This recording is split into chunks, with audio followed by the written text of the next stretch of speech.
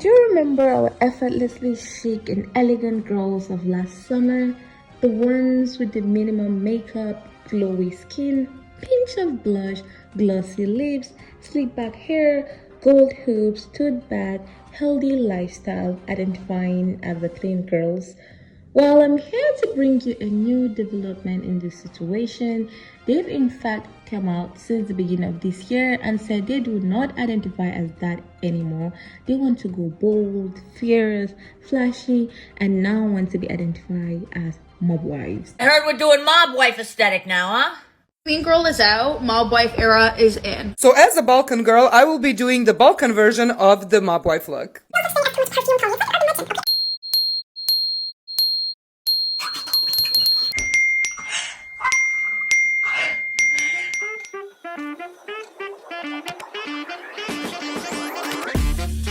Now, the $1,000,000 question everyone is asking and want to know is, where did this trend start from? Who invented all this? And it's a 50-50 answer, to be honest. 50% believe that it's going to be the 25th year anniversary of the HBO original series The Sopranos this year. Hence, they reach out to Italian influencers and ask them to make this trend so that it brings more attention to the anniversary of the show. Just like we did during the Barbie movie last year of Mattel, how everyone was a Barbie girl, everyone was in pink. So this is what they were going for. Hence, they were the one that endorsed the mob wife aesthetic movement. While the 50% believe that people are just bored and looking for something to happen, and they started this mob wife movement out of thin air. And to be honest, I kind of want to go with the second option because it makes more sense. With the way people would just want to hop on anything, I believe that the second one makes more sense. Nobody said mob wife aesthetic is in. Nobody said that. Nobody. They made that up. Nobody said that. Not a single person. Nobody said. So first thing first, before we dive into the mob wife situation, movement, aesthetic, let's start with the clean girl aesthetic. What led us to even get into the clean girl aesthetic first? Now, the clean girl aesthetic was born during the pandemic in 2020 when we were locked at home and miserable. It just didn't make sense dressing up and being bold with makeup and having nowhere to go. And honestly, that time was very different and it was rough for many. Lots of people lost their jobs, many lost loved ones, and there was so much uncertainty happening around us.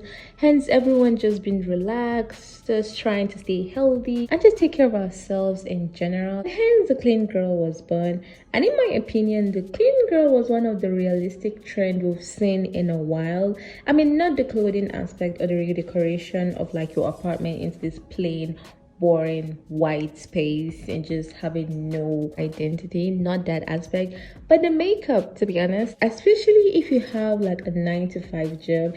It's on rare occasions that I go to work fully glam, if I've ever even done so before. Most I ever do is some skin tint, some lip color, some mascara, and off I go.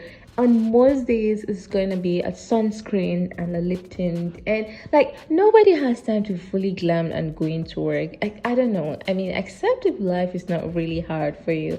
Not that it's hard, but you know, when you just have to wake up every morning and go into work, you will not even want to be in that situation where you have to be fully glam, except maybe you're working in an industry that has to do with makeup. So I understand if you have to wake up every morning and put on makeup, but it just did not make sense. So I feel it was more realistic, but let's not get it twisted. The clean girl might look like a no effort situation, but a lot of effort is being put into it because it's a step-by-step of expensive product of you trying to just give off this look of no putting effort. So if you happen not to be blessed with like a very clear and good skin, you're going to spend a whole amount of foundation and concealer trying to just give that illusion of like my skin is healthy, it's thriving, covering up all the patches, the circles. So it's lots of effort that is being put into it. And God bless you if you have my type of hair. Every morning is a struggle of me trying to put my hair in a sleek bun. So there is no part of this clean girl aesthetic is actually very simple and stress-free. It's filled with like super stress, so many steps of you just trying to give off that minimal and clean look. But here we are today. The girls have spoken. They're tired of the clean girl movement. They do not want to do the minimal look anymore. They want to go bold and loud once again. This may be an unpopular opinion, but I think at this point, everyone is beyond tired of the clean girl aesthetic. And let's not forget, there was a mini movement of the Barbiecore aesthetic last year when Barbie movie came out, the Martell Barbie movie. And it was nothing serious, to be honest, because I kind of feel like the Barbie makeup was like a clean girl aesthetic, but a more pinkish aesthetic. Like there was so much blush. There's nothing much happening with like the eyeshadow. Like some were going crazy with the eyeshadow, but it was still like a kind of clean because it was glossy look. It wasn't like a Bratz doll kind of look. I always feel like the Barbie look is kind of elegant and simple, just cute. So it was still under the clean girl aesthetic, while the current mob wife is a more grown, bold, loud kind of look. Like she is fierce, confident, badass, sexy, and well aware of how the world moves. Like she's a crook. I mean, it's in the name. She's the wife of a mobster. So when we all know who a mobster is someone who's a criminal or someone who's just doing something illegal but has abundant wealth, provide luxury for his family, his wife. Hence, we always see the wife in a fur coat. You know, I don't know why a fur coat is a symbol of wealth, but anyways, I digress.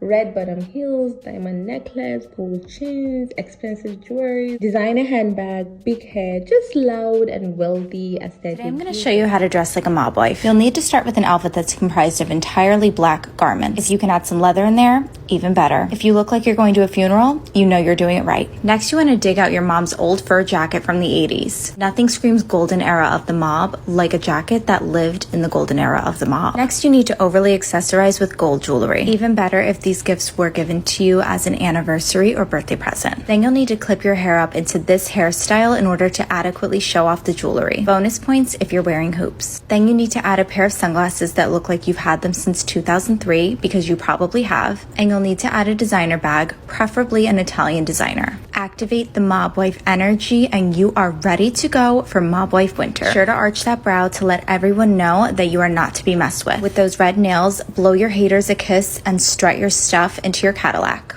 So with this trend growing bigger and bigger, some of the girlies are not happy because they feel like the mob wife movement is appropriating their culture. This mob wife aesthetic is believed to belong to the Italians, and the Italian American girlies are saying that the mob wife aesthetic is cultural appropriation. They say if you have no education on what a mafia actually is, you have no right whatsoever to speak on this or partake in this trend. This is not a generic to use for your aesthetic. It's a real cruel, terrible issue. And this creator kind of shed more light on the situation, so I'll just let y'all listen to her. Okay. The white girls are fighting. They are beefing. If you have no idea what I'm talking about, they're fighting over something called the mob aesthetic. Let me fill all my brown girls in. So basically, right, HBO came out with their 25th anniversary of The Sopranos.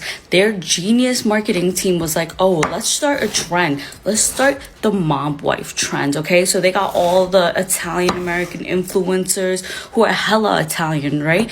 Doing this whole thing, promotion. And then because all the other white girls from like the Midwest, California, they love this vibe. They're like, oh my God, I want to be a gangster's wife. But come on, girl, you'd be the first one to open your mouth if you see some shady business going on. But then all the Italian girls from New York and New Jersey actually started noticing this, and they were like, hello, you can't appropriate my culture. If you're an Italian or Russian watching this video, please do educate us on this. I do not know much about the situation, and I don't want to disrespect anyone's culture or something that they have a sentimental representation or importance to them. I do not know much about mobster, like I said previously. The most I know is from movies. I know that they are the bad guys. They have lots of money. They seem to always be in trouble. Y'all have watched the movie 365 movie, where the guy, the Maximal guy, is always having people just hate him or just wanting to come after his family. I mean, his wife is getting kidnapped in every sequel of the movie. So that's the most I know for this mafia situation. So please do share some light on this matter. We will really appreciate it. Do so in the comment section. So with that being said, I don't know, but from how this trend really just come about every 3 to 5 months, I am almost sure that most of the girlies participating in this, they just want a part of whatever is popping. They have no direction. I don't think any of them is reading a meaning to it, or they're doing it with this kind of intention of like, yeah, we want to disrespect the culture. So these girls are just bored and they just want to be part of something, part of an aesthetic. And this is what is popping. Well, that's what they're gonna do. These girls will participate in whatever is popping, not just mob wife. If you think there's a stretch, well, while I was researching for this video, I was checking for other trends that might come after this mob wife movement, because let's be effing for real, nobody is gonna be wearing fur during the summer except there's something wrong upstairs. So I was checking for like trends we might see soon after the winter. And there is the office siren, and this one is already making a name for itself. I mean, it's kind of a bit big, but it's not as big as the mob wife.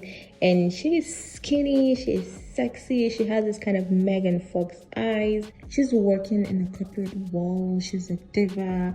Then the next one is the granola girl.